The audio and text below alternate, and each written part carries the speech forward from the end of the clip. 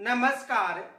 School व्याख्याता में जो भारत से संबंधित टॉपिक कौन कौन से हैं इनके बारे में चर्चा करेंगे। तो देखो, हमारे सिलेबस की बात करें तो सिलेबस में एक तो टॉपिक है भारत की स्थिति व विस्तार।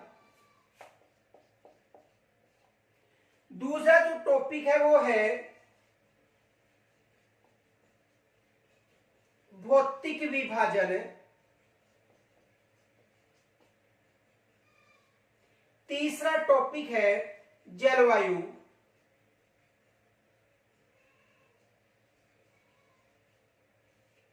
चौथा टॉपिक है वनस्पति।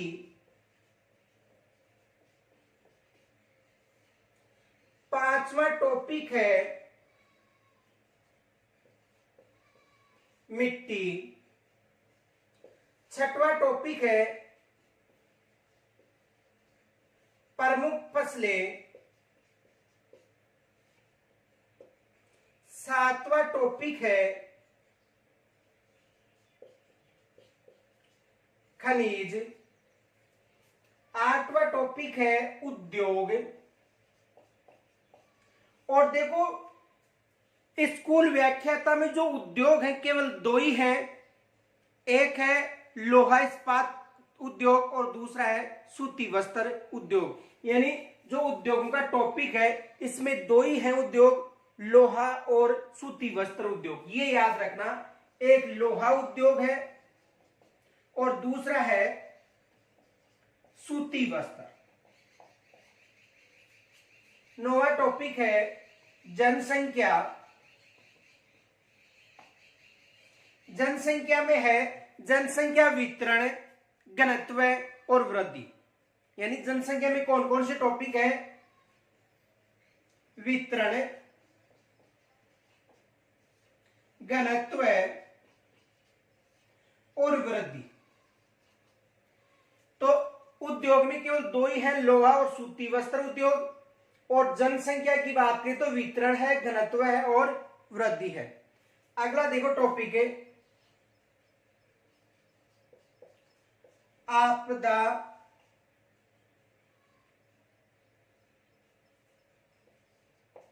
प्रबंधन।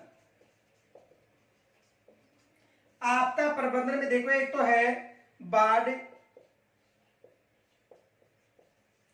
सूखा और भूसंकलन। ये किसमें है? आपदा प्रबंधन में। और एक टॉपिक है पर्यावरण समस्याएं व सतत विकास।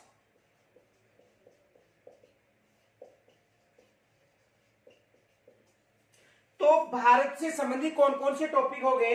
एक भारत की स्थिति और विस्तार हो गया, भौतिक विभाजन हो गया, जलवायु है, वनस्पति है, मिट्टी है, प्रमुख फसलें हैं, खनिज है, उद्योग में लोहा और सूती वस्त्र उद्योग है, जनसंख्या में वितरण, घनत्व और वृद्धि है, आपदा प्रबंधन में बाढ़, सूखा और भूसंकलन है, और पर्यावरण समस्या और सतत विकास। देखो, ये टॉपिक तो फर्स्ट पेपर में भी है, कौन सा? जनसंख्या, वितरण, घनत्व और वृद्धि। तो भारत का जो ज्योग्राफी या भारत का जो भूगोल है उससे केवल 11 टॉपिक ही सिलेबस में हैं। तो सबसे पहले हम बात करेंगे भारत की स्थिति और विस्तार।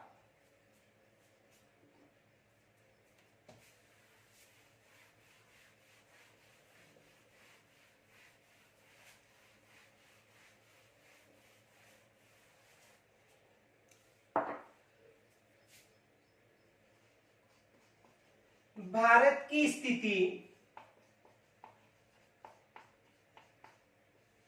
व विस्तार।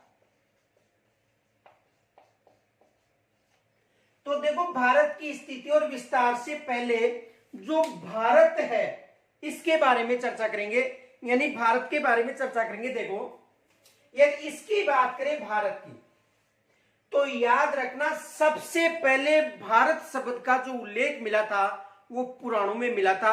और किस पुराण में मिला था? वायु पुराण में। यानी यदि भारत की बात करें तो इसका उल्लेख सबसे पहले किसमें मिला था? वायु पुराण में। किसमें मिला था?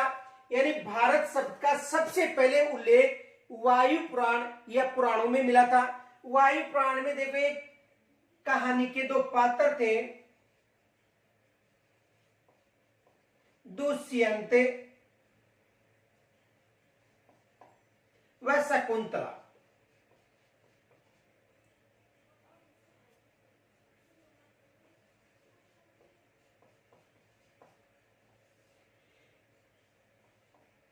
यानी दुष्यंत व शकुंतला, और इनके पुत्र का नाम था भरत। इसके नाम पर ही हमारे देश का नाम क्या पड़ा था? भारत। देखो याद रखना, सबसे पहले यदि भारत की बात करें तो भारत शब्द का उल्लेख वायु पुराण में मिलता है। किसमें मिलता है? वायु पुराण में। और वायु पुराण में देखो दुष्यंत और शकुंतला का जो पुत्र था वो कौन था? भरत। और इस भरत के नाम पर ही हमारे देश का नाम भारत पड़ा था। तो प्रश्न आ सकता है कि भारत शब्द का उल्लेख सबसे पहले वायु पुराण या वायु पुराण न देकर यह भी पूछा जा सकता है कि भारत का सबसे पहले उल्लेख मिला था पुराणों में। और आपको पता है दुष्यंत और शकुंतला का पुत्र कौन था? भरत। और भरत के नाम पर ही हमारे देश का नाम भारत पड़ा। इनके अलावा देखो जो भारत है यहां पर सबसे पहले आर्यों का निवास स्थान था। इसी कारण भारत को आर्यावर्त के नाम से भी जाना जाता है। यह भी याद रखना, यानी जो भारत है यहां पर सबसे पहले आर्यों का निवास स्थान था। इसी कारण इसे आर्यावर्त के नाम से भी जाना जाता है। और जो भारत का जो दक्षिणी क्षेत्र था इसे जम्बू द्वीप के नाम से भी जाना जाता है। तो भारत को आर्यावर्त के नाम से भी पुकारा जाता है और जम्बू द्वीप के नाम से भी जाना जाता है। यह भी याद रखना कि भारत को आर्यावर्त और वायु पुराण या पुराणों में भारत का नाम सबसे पहले उल्लेखित मिला था। इनके अलावा यदि ईरानियों की बात करें तो ईरानियों के अनुसार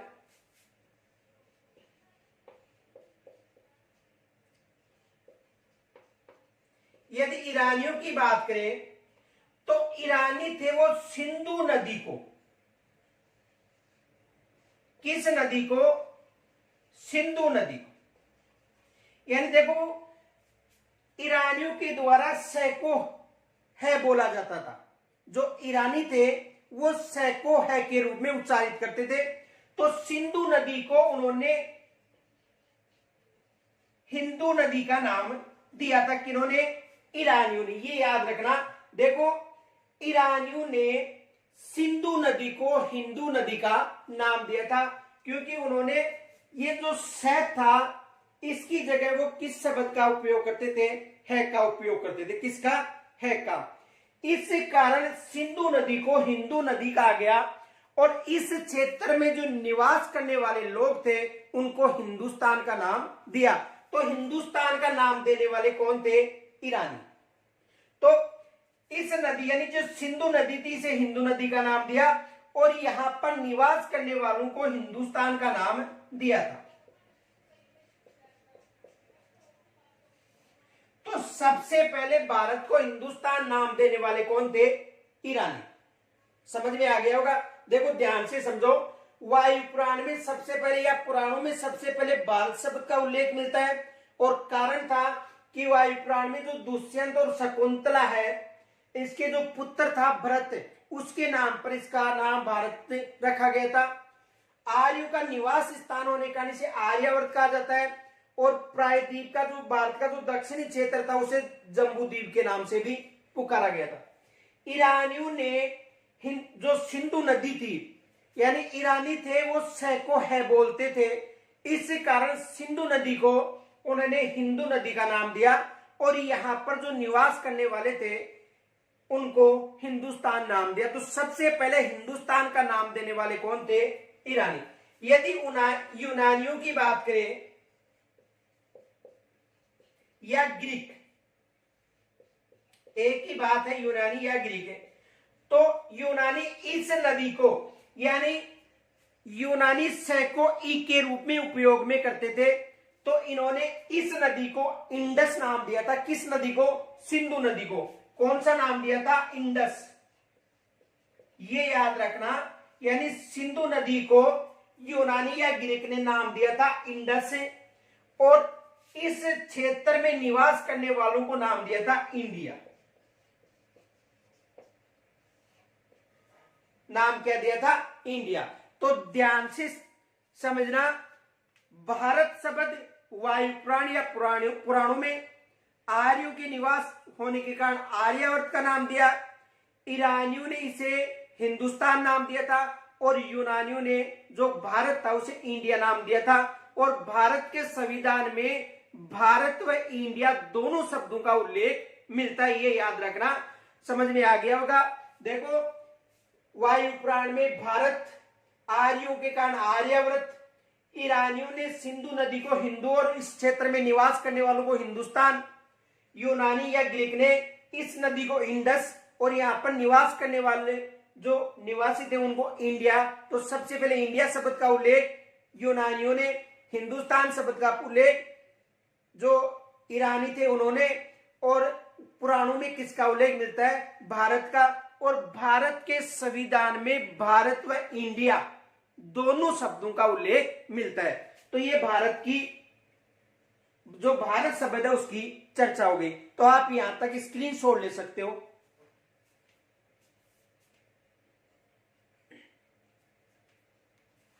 अब देखो आगे,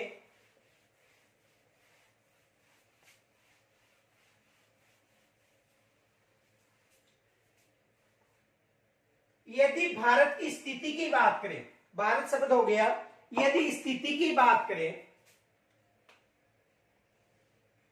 तो देखो भारत की जो स्थिति है, यदि एशिया महाद्वीप की बात करें, एशिया महाद्वीप, तो देखो भारत एशिया महाद्वीप के दक्षिण में स्थित है। प्रश्न बन सकता है कि भारत एशिया महाद्वीप के किस तरफ स्थित है? तो भारत एशिया महाद्वीप के दक्षिण में स्थित है, यानी दक्षिण एशिया में भारत स्थित है। दक्षिण एशिया में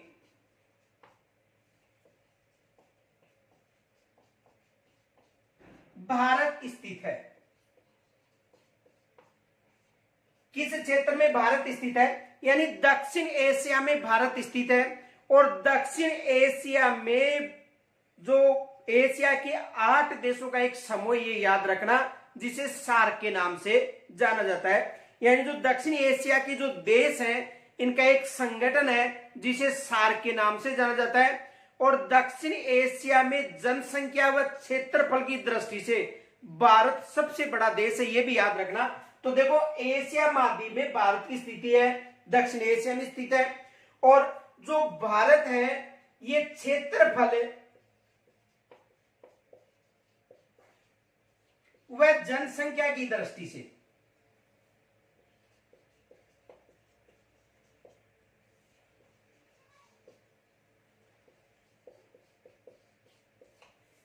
यानी केवल दक्षिण एशिया के देशों की बात करें, वैसे क्षेत्रफल की दृष्टि से सबसे बड़ा जो देश है वो रूस है। और भारत का 7वां स्थान है। विश्व की बात करें, यानी विश्व में भारत का कौन सा स्थान है? 7वां।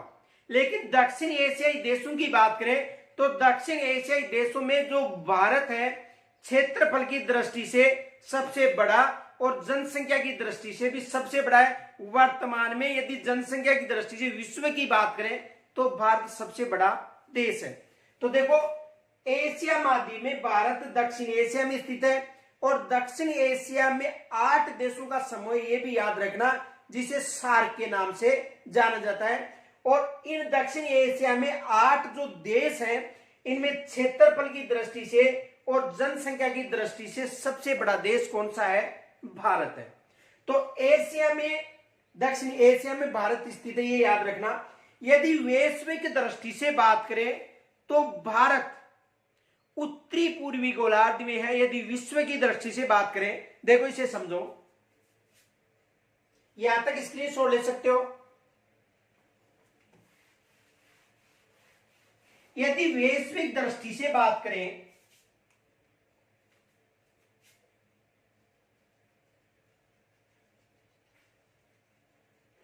देखो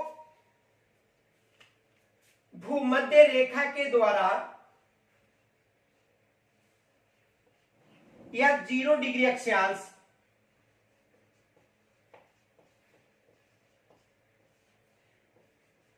भूमध्य रेखा या विषुवत रेखा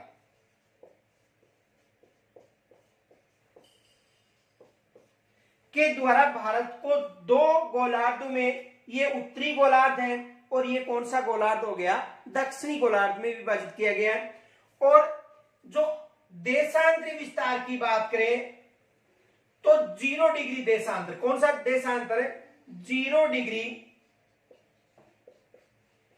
देशांतर, जिसे विश्व मानक समय रेखा के नाम से भी जाना जाता है या ग्रीनविच रेखा के नाम से भी जाना जाता है। इसे ग्रीनविच या विश्व मानक समय रेखा। तो इस रेखा से इस तरफ के जो देश हैं ये पूर्वी देश होते हैं और इस रेखा से इस तरफ के जो देश हैं वो कौन से देश हैं, पश्चिमी देश। यदि 0 डिग्री अक्षांश की बात करें तो ऊपर के जो अक्षांश है ये उत्तरी अक्षांश और नीचे के जो अक्षांश है ये कौन से अक्षांश हो गए, दक्षिणी अक्षांश। देखो ये कौन सी दिशा है, उत्तर, ये कौन सी दिशा हो गई, दक्षिण, ये कौन सी दिशा है, पश्चिम, और ये कौन सी दिशा है, पूर्व। 4 दिशाएं हो गई। एक शब्द देखो आपने हमेशा सुना होगा, न्यूज। तो ये जो न्यूज शब्द है, जो चारों दिशाएं हैं उनके प्रथम शब्द से मिलकर बना है, नॉर्थ, ईस्ट, वेस्ट और साउथ। यानी ये जो न्यूज शब्द है ये शब्द चारों दिशाओं के प्रथम अक्षर से मिलकर बना है। ये याद रखना, न्यूज शब्द है चारों दिशाओं के प्रथम अक्षर से मिलकर बना है, नॉर्थ, ईस्ट, वेस्ट और साउथ। तो देखो ये उत्तर दिशा हो गई, ये दक्षिण दिशा, और ये पूर्व दिशा, और ये पश्चिम दिशा। यदि वैश्विक दृष्टि से बात करें तो भारत की स्थिति यहां पर है। इस कारण भारत किस गोलार्ध में हो गया, उत्तरी, पूर्वी गोलार्ध। ये याद रखना, भारत किस गोलार्ध में है, उत्तरी पूर्वी गोलार्ध में। और किस दृष्टि से, वैश्विक दृष्टि से भारत उत्तरी पूर्वी गोलार्ध में। और एशिया की बात करें तो एशिया की दृष्टि से दक्षिणी एशिया में स्थित है। तो ये कैसी दृष्टि है, वैश्विक दृष्टि।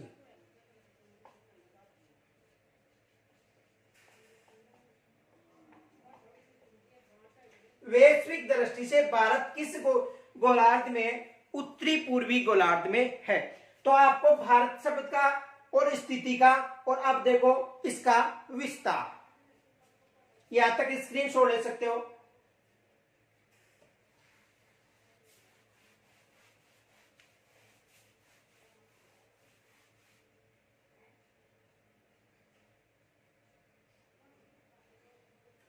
यदि विस्तार की बात करें तो देखो जो भारत है ये किन अक्षांशों में स्थित है और किन देशांतरों के मध्य स्थित है। तो अक्षांश की बात करें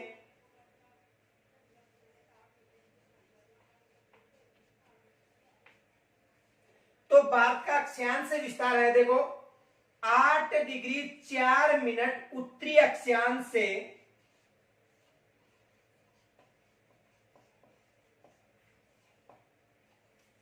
8 डिग्री 4 मिनट उत्तरी अक्षांश से 37 डिग्री 6 मिनट उत्तरी अक्षांश के मध्य भारत स्थित है। 37 डिग्री 6 मिनट उत्तरी अक्षांश। यदि अक्षांश की बात करें तो भारत 8 डिग्री 4 मिनट उत्तरी अक्षांश से 37 डिग्री 6 मिनट उत्तरी अक्षांश। और ये मुख्य भूमि की बात करें, यदि जलीय क्षेत्र की बात करें तो भारत का जो दक्षिणतम बिंदु है जिसे इंदिरा पॉइंट के नाम से जाना जाता था, यह है 6 डिग्री 4 मिनट उत्तरी अक्षांश। जो ग्रेट निकोबार क्षेत्र में जो इंदिरा पॉइंट है,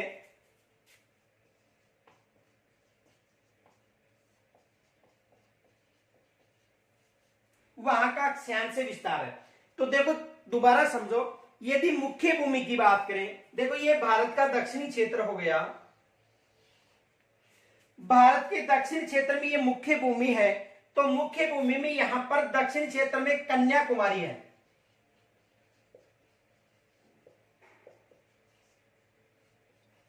तो कन्याकुमारी पर यहां से जो अक्षांश गुजरती है ये है 8 डिग्री 4 मिनट उत्तरी अक्षांश। कौन सा अक्षांश है? 8 डिग्री 4 मिनट उत्तरी अक्षांश है। और कहां पर है? कन्याकुमारी। तो मुख्य भूमि की बात करें तो मुख्य भूमि में है 8 डिग्री 4 मिनट। और यहां पर अंडमान निकोबार द्वीप समूह में जो दक्षिण बिंदु है इंदिरा पॉइंट, यहां पर कौन सा अक्षांश है? 6 डिग्री 4 मिनट। ये याद रखना, कौन सा अक्षांश है? 6 डिग्री 4 मिनट उत्तरी अक्षांश। तो यदि मुख्य भूमि की बात करें तो 8 डिग्री 4 मिनट, और यदि दक्षिणतम बिंदु की बात करें तो 6 डिग्री 4 मिनट जो इंदिरा पॉइंट स्थित है। अब देखो एग्जाम में प्रश्न आया था कि भूमध्य रेखा के पास या भारत का कौन सा क्षेत्र भूमध्य रेखा के पास है? तो याद रखना इंदिरा पॉइंट जो भूमध्य रेखा के पास है। और यहां से लेकर जो दक्षिण बिंदु है कन्याकुमारी, यहां से लेकर भूमध्य रेखा के मध्य भारत की दूरी है 876 किलोमीटर। ये याद रखना। तो भूमध्य रेखा के नजदीक कौन सा है? इंदिरा पॉइंट। तो भारत का अक्षांश से विस्तार की बात करें 8 डिग्री 4 मिनट उत्तरी अक्षांश से लेकर 37 डिग्री 6 मिनट उत्तरी अक्षांश के मध्य स्थित है। और दक्षिण बिंदु जो 6 डिग्री 4 मिनट उत्तरी अक्षांश इंदिरा पॉइंट है, वहां से यदि मुख्य भूमि से न पूछे तो आपको बताना है 6 डिग्री 4 मिनट। और यदि मुख्य भूमि की बात करें तो आपको बताना है 8 डिग्री 4 मिनट उत्तरी अक्षांश से लेकर 37 डिग्री 6 मिनट उत्तरी अक्षांश। अब देखो भारत का जो उत्तरी अक्षांश क्यों है इसे समझो। देखो यहां तक स्क्रीनशॉट ले सकते हो।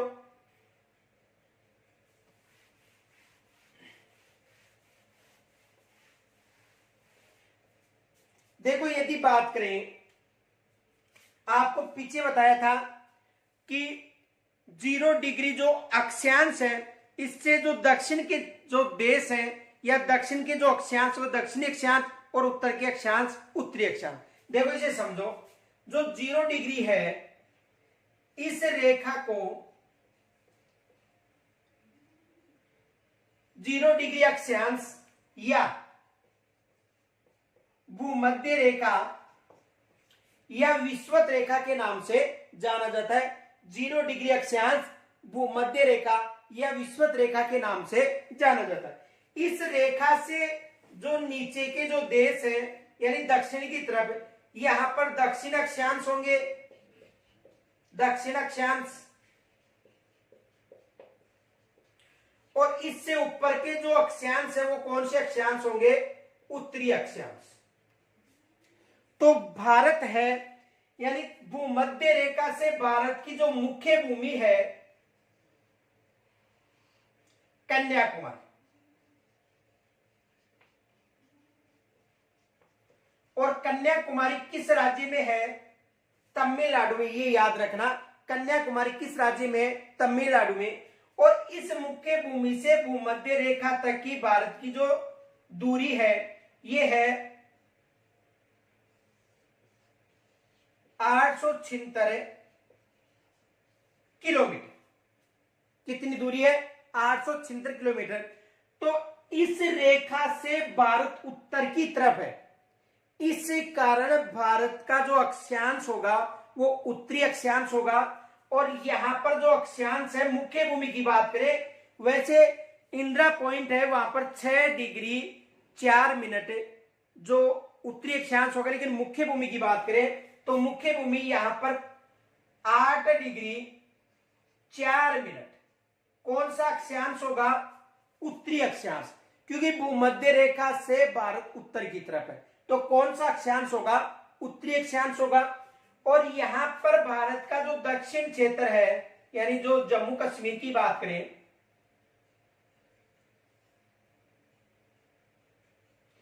तो यहां पर 37 डिग्री और 6 मिनट, ये कौन सा होगा?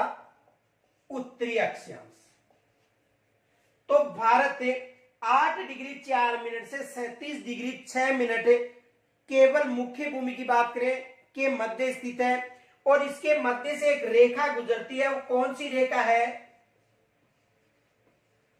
कर्क रेखा। इसकी चर्चा आगे करेंगे।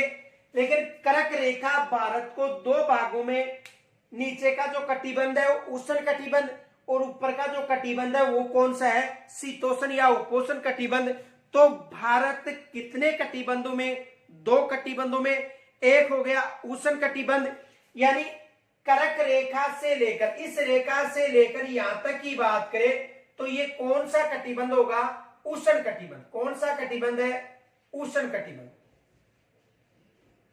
और यदि कर्क रेखा से लेकर 66.5 डिग्री तक की बात करें तो ये कौन सा कटिबंध है? शीतोष्ण। तो भारत कितने कटिबंधों में है? 2 कटिबंध हो गए, एक है उष्ण कटिबंध और दूसरा कौन सा है? शीतोष्ण कटिबंध। तो ये अक्षांशीय विस्तार हो गया भारत का। अब यदि देशांतरीय विस्तार की बात करें, यहां तक स्क्रीनशॉट ले सकते हो।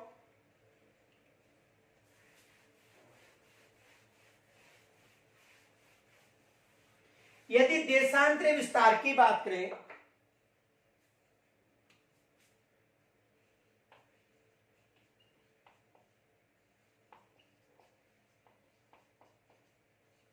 तो देखो 68 डिग्री 7 मिनट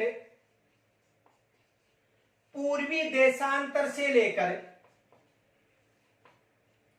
97 डिग्री 25 मिनट पूर्वी देशांतर के मध्य भारत स्थित है। यानी किन देशांतरों के मध्य? यदि 68 डिग्री 7 मिनट पूर्वी देशांतर से लेकर 97 डिग्री 25 मिनट पूर्वी देशांतर के मध्य भारत स्थित है। देखो पूर्वी देशांतर क्यों? देखो 0 डिग्री देशांतर की बात करें तो 0 डिग्री देशांतर से इस तरफ के जो देशांतर होंगे ये पूर्वी देशांतर, और इस तरफ के जो देशांतर है ये कौन से देशांतर है? पश्चिमी देशांतर। ये कौन से देशांतर हो गए? पूर्वी देशांतर। और इस तरफ के जो देशांतर है ये कौन से देशांतर है? पश्चिमी देशांतर। तो ये भूमध्य रेखा हो गई। ये कौन सी रेखा है? भूमध्य रेखा। और यहां पर भारत स्थित है, तो किन देशांतरों में होगा? पूर्वी देशांतर। समझ में आ गया होगा। तो भारत किस देशांतर में है? पूर्वी देशांतर। और ये भूमध्य रेखा हो गई, ये विश्व मानी गया ग्रीनविच रेखा हो गई। और यहां पर भारत स्थित होने के कारण भारत किस गोलार्ध में है? यदि वैश्विक दृष्टि से बात करें तो भारत उत्तरी पूर्वी गोलार्ध में। देखो ये उत्तर हो गया, ये दक्षिण हो गया, ये पश्चिम हो गया, ये पूर्व हो गया। तो भारत किस गोलार्ध में स्थित है? उत्तरी पूर्वी गोलार्ध में स्थित है। तो देखो आज हमें भारत स्थिति और विस्तार, यानी कि भारत शब्द का उल्लेख कब हुआ था, इसकी स्थिति क्या है और इसका विस्तार। अब देखो जो भारत का जो क्षेत्रफल है वो कितना है, इसके बारे में चर्चा करेंगे। और भारत के जो पड़ोसी देश हैं, कौन कौन से पड़ोसी देश है, कौन सी सीमा स्थलीय सीमा है और कौन सी सीमा जलीय सीमा है, इसके बारे में चर्चा करेंगे। तो देखो यहां से संबंधित जो प्रश्न है, ये कौन कौन से प्रश्न बन सकते हैं, इनकी भी चर्चा करेंगे। तो आप सभी से निवेदन है, यदि आपको समझ में आ रहा है तो जरूर लाइक कीजिए और इस वीडियो को अधिक से अधिक शेयर कीजिए। यदि कोई समस्या हो तो मुझे कमेंट्स के द्वारा जरूर बताना। कल हम फिर मिलेंगे, तब तक के लिए नमस्कार।